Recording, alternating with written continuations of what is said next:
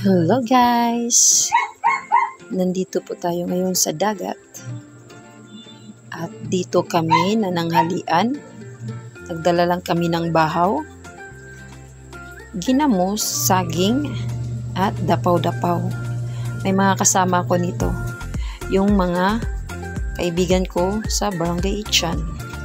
So, dito kami sa tabing dagat dahil nga gusto namin na magtampisaw.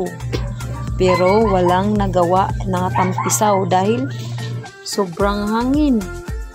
Ang ginaw, ang lamig. So, ayan. Naaaliw siya sa pagmamaneho ng bangka or sakayan. Gamit lang ang iyong bugsay. Bugsay doon, bugsay dito. Dito lang yan makikita sa Barangay Pasay, Maasin, Sarna, Leyte. At kung gusto nyo pumunta dito maligo, ay welcome kayo dito maligo.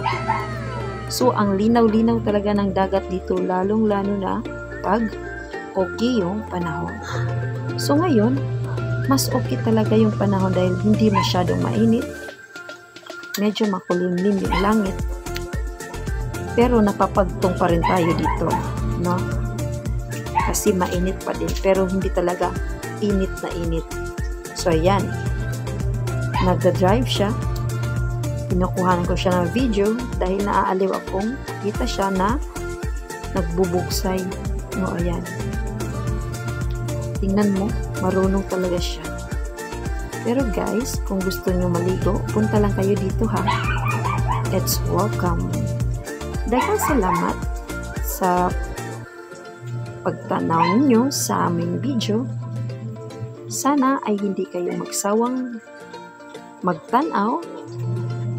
So, ayan. Let's say goodbye and see you next